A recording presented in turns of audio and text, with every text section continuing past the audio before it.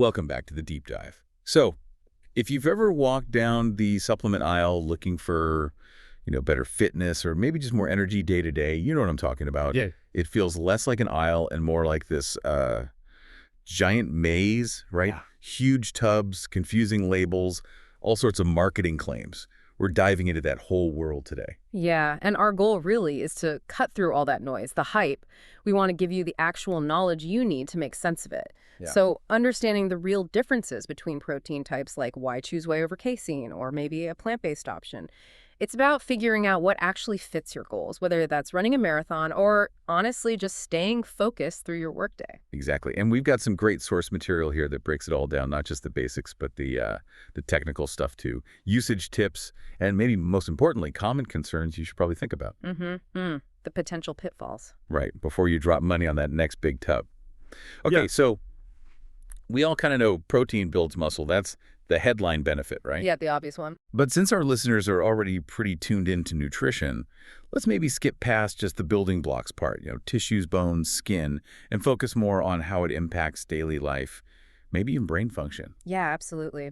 I think what's really interesting is how protein supports things beyond just the physical structure. It's actually fundamental for making neurotransmitters. Okay. These are basically the chemical messengers your brain needs for nerve cells to talk to each other. So things like focus, mood, general brain clarity, optimizing protein intake can be a really critical and often kind of overlooked piece of that puzzle. That's a huge connection. Mm-hmm. Definitely makes it about more than just what happens after the gym. Mm-hmm. And, on a practical level, day to day, one of the biggest things protein does is help you feel full. Right.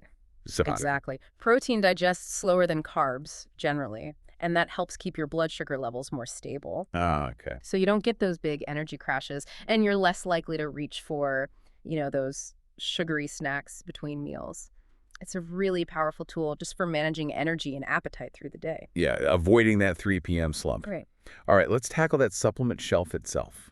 If you've decided powder might be helpful, you're immediately faced with a few main choices. Let's start with the big one, whey protein, kind of the sprinter of the group. Yeah, it's definitely the most popular. Whey is a byproduct of making cheese, and it's designed to be absorbed really quickly by the body. That fast digestion is why it's so popular right after a workout. It gets amino acids to your muscles fast to kickstart that repair process. Yeah. And yeah, it's got all the essential amino acids your body needs. But even within whey, there's nuance, isn't there? The sources point out concentrate versus isolate. They're not quite the same thing? No, they're definitely not. They serve different needs. Whey concentrate is less processed. It tends to have a bit more of the natural fats, carbs, maybe some immune factors left in. Generally a bit cheaper too. Then you have whey isolate. That goes through more filtering to remove most of those fats and carbs. So you end up with something that's typically like 90% or more protein by weight. So if isolate is purer, more protein per scoop, why wouldn't everyone just go for that one? Well, cost is definitely a factor. Isolate's usually more expensive. But the bigger difference often comes down to digestion. Because isolate is filtered so much, it has way less lactose than concentrate. Ah, right. Lactose. Yeah. So for people who are sensitive to dairy or lactose intolerant, isolate is often the much better choice. Sometimes it's even tolerable when concentrate isn't. So it's not just about calories, it's also about how well your gut handles it. Got it. Okay, so if whey is the sprinter, let's talk casein. The sources describe it as slow, laid back. Why would you want slow digestion when you're trying to repair muscle? Seems counterintuitive. That's a really good question. Casein's strength is its patience, you could say. And that patience helps with muscle preservation more than immediate building. See, when casein hits your stomach, the acid makes it thicken up. It forms this kind of gel-like substance. Huh. So it's like a time release thing happening in your stomach. Exactly. Instead of a quick spike of amino acids, you get this slow, steady release for, up to maybe 7 or 8 hours. This keeps your body in what scientists call an anabolic or muscle-building state for longer. But more importantly, it prevents muscle breakdown. Ah, okay. Preventing the breakdown. Right. So that makes casein really ideal for taking right before bed or maybe during long periods without food because it helps protect your muscle mass while you're sleeping or fasting. Okay, that makes sense. So moving away from dairy now, we've got the plant-based proteins, huge category now, pea, rice, hemp, soy. Yeah, great options for vegans, vegetarians, or anyone with dairy issues. The classic concern used to be about them being incomplete proteins, right? Not having all the essential amino acids.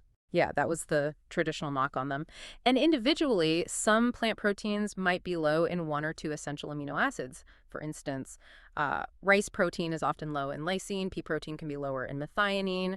But the industry has gotten really smart about this. They create blends like mixing pea and rice protein together. Ah, so they complement each other. Exactly. The blend covers the gaps, and you end up with a complete amino acid profile, pretty much equivalent to what you'd get from whey or casein. Plus, you often get other benefits from plant sources, like more fiber or different micronutrients. Interesting. And then there's one more less common one the sources mentioned, beef protein. Seems kind of weird, making powder from beef. What's the story there? Yeah, beef protein is definitely more niche. It's usually made by isolating the protein, but also collagen and gelatin from grass-fed meat and bones. They strip out the fat and flavor. The insight here is that beef protein isn't always just about muscle building in the same way as whey, because it's naturally high in collagen and gelatin. Ah, so connective tissues. Right. It often targets things like joint health, skin, connective tissues, maybe even gut lining support. It's almost like a structural support supplement that happens to be high in protein. Fascinating. So it has a different primary function almost. Okay, wow. So we've covered the main players and their specialties. Now, how does someone actually choose? It's clearly not just grabbing the coolest looking tub. Definitely not. It really has to align with your specific goals, your preferences, even allergies or sensitivities. So how do goals dictate the choice? Like muscle gain versus weight loss? Well, yeah, that's a big one. If your main goal is putting on serious muscle mass, you might actually look at something called a mass gainer.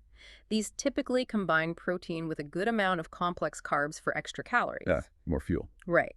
But if weight loss or just maintaining lean mass while cutting calories is the aim, then you'd probably want a low-calorie option, like that whey isolate we talked about. Yeah. Maybe one that even has some added vitamins and minerals to cover nutritional bases. Makes sense. Now, let's talk practical tips. The sources had some good real-world advice.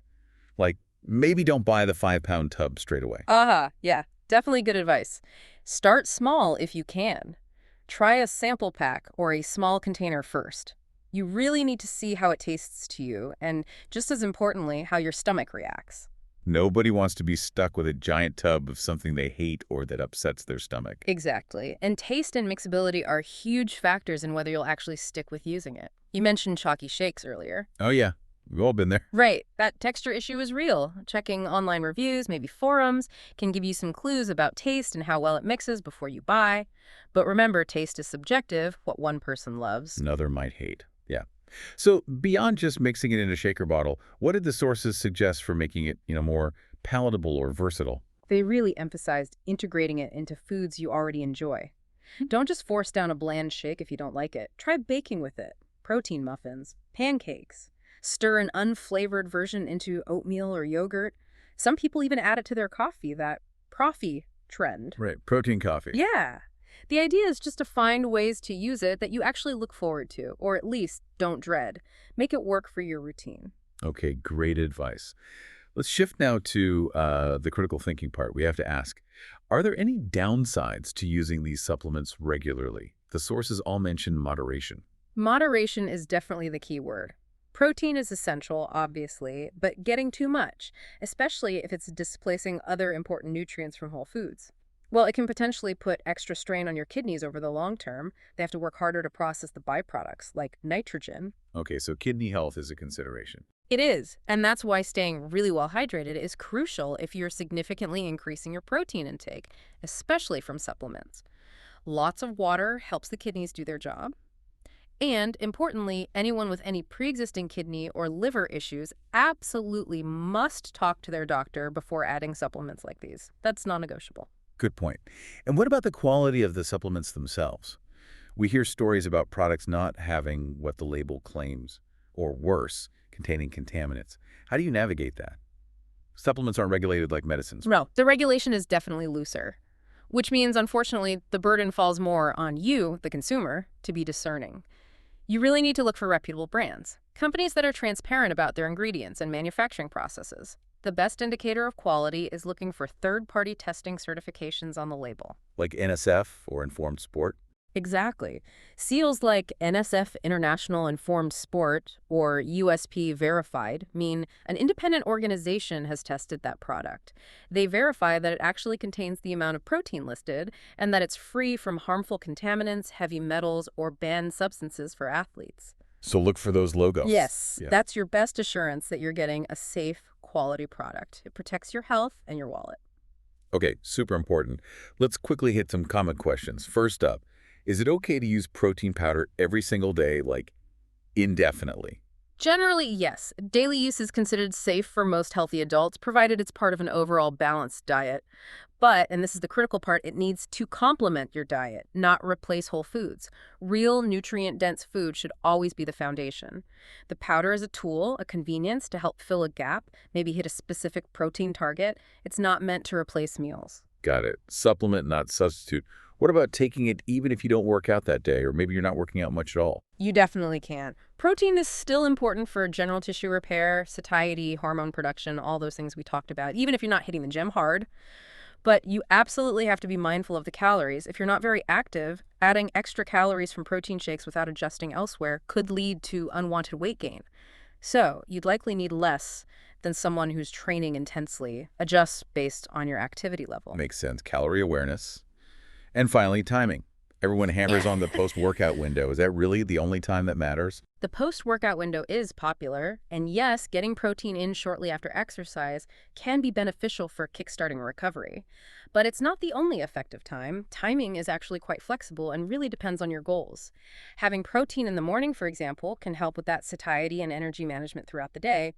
And remember casein, taking that slow digesting protein before bed is specifically designed for overnight recovery, helping prevent muscle breakdown while you sleep. So post-workout is good, but morning or pre-bed can be just as strategic depending on what you're trying to achieve. Okay, so more flexibility than we often hear. Hashtag tag outro. All right, that was a really thorough deep dive. So to quickly recap, protein's crucial for way more than just muscle brain function, energy levels. When choosing a supplement, it comes down to speed and purpose. Whey is fast for recovery, casein is slow for preservation. Plant blends offer complete profiles without dairy, and beef protein has that unique collagen focus. And the key is really matching the type to your personal goals. Being mindful of quality look for that third-party testing and remembering it's a supplement to a whole food diet. Absolutely. And maybe one final thought to leave you with, connecting back to that bigger picture. We talked a lot about timing protein around workouts for muscle, but, thinking about its role in neurotransmitters, mood, focus, here's something to mull over. What if you strategically timed some protein intake, maybe mid-morning or early afternoon, even on days you don't exercise? Could that help optimize not just physical recovery, but your mental energy, your focus, your productivity during a long workday? It's moving beyond just the gym focus. Maybe experiment a little with timing outside of workouts and see how it impacts your overall sense of well-being, not just your muscles. That's a really interesting angle. Shifting from just physical gains to cognitive performance, too. Great food for thought. Thanks so much for joining us on this deep dive into the world of protein supplements. We'll catch you next time.